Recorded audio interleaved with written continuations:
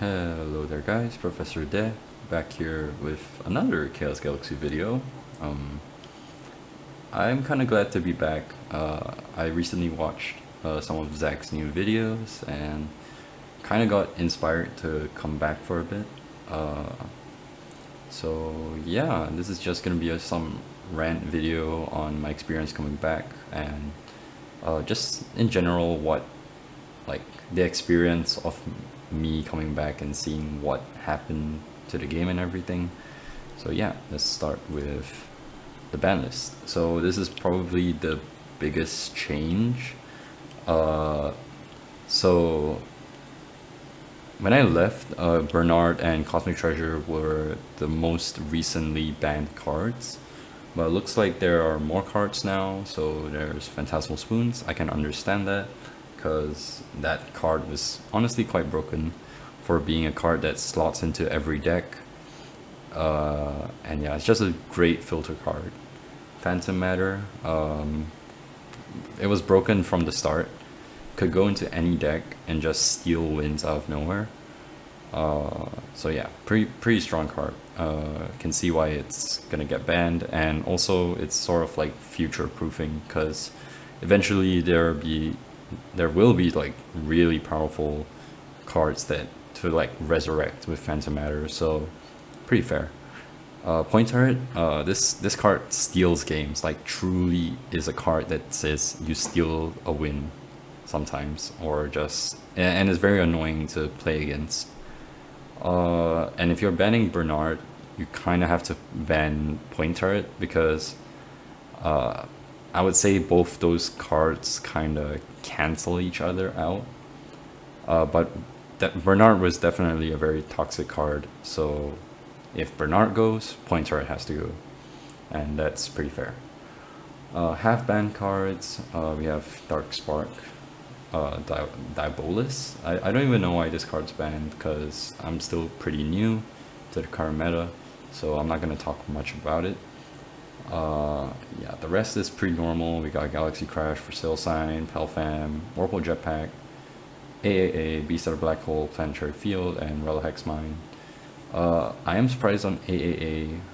I will say that I don't know. Maybe it had the same issue with Bernard, but I feel like AA is still okay. But maybe there's also sort of an argument of being countering your counter with like your own AA and stuff like that. So sort of like a dark space eater in a way. It doesn't make a lot of great play patterns, so pretty fair to see this go, I guess. Yeah. And next is Relic Hex Mine. This is another new one. I'm surprised it's banned, but I guess like having decks perform what they're supposed to do very well, which is what Relic Hex Mine does, because it essentially cuts your deck from a 34 card deck to a 32 card deck, because you're getting a free draw. And yeah, I guess that's the reason why Relic Hex Mine is banned, so can sort of understand. Then there are some erratas. I think these erratas were mainly to counter the two new deck, like recently released decks, which are the Shape Knights and the Blue Flames. So Lagia the Blue Flame Lamp became a once per game effect, and United just got like rewritten to make sure that it's like truly the 4-star Knight theme, which is pretty fair. Honestly, the fact that United worked for Shape Knights was really insane. Yeah, and there are a few new rule changes. I think mainly the once per game one. I'm not sure if the points after decking out, like drawing a card, would give your opponent a point if you couldn't draw the card because you decked out.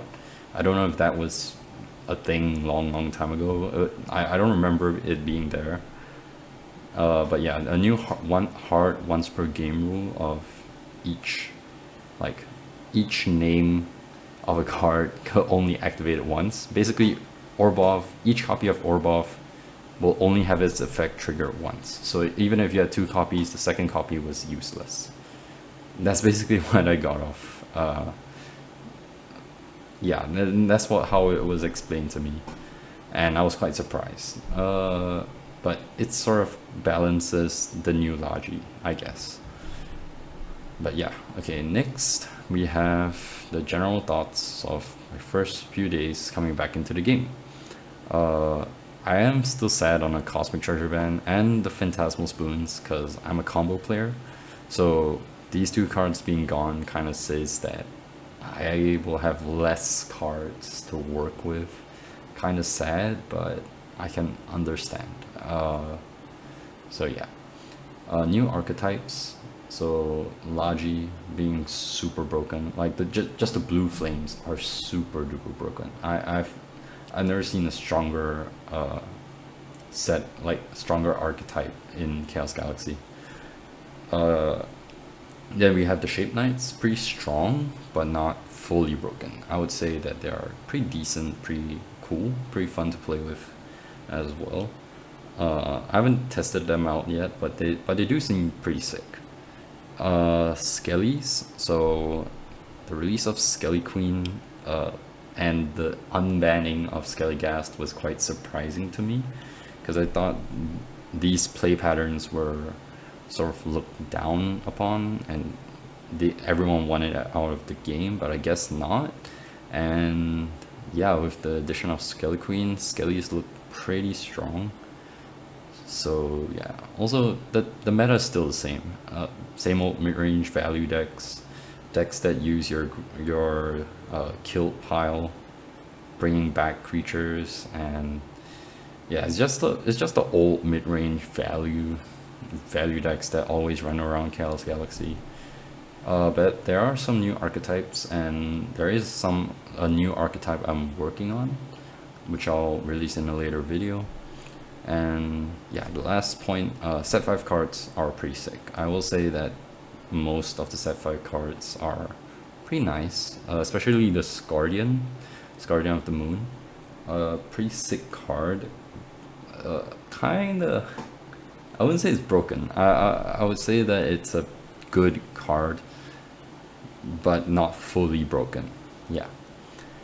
And yeah, so next thing, so yeah, look forward to some videos. I'm definitely gonna do some janky deck techs as I always do. And yeah, maybe a few meta deck techs, but there are a lot of meta deck techs out already. We have Chrono Knight, we have Goldfish, who released such a great video, honestly. Like the 30-minute video of him, of his experience playing in a tournament was just great, and it was such a great video to watch. I rewatch it every now and then. Yeah, truly sick. And yeah, that's it for this video. Thanks for watching, and look forward to some videos coming in the future. Yeah, goodbye.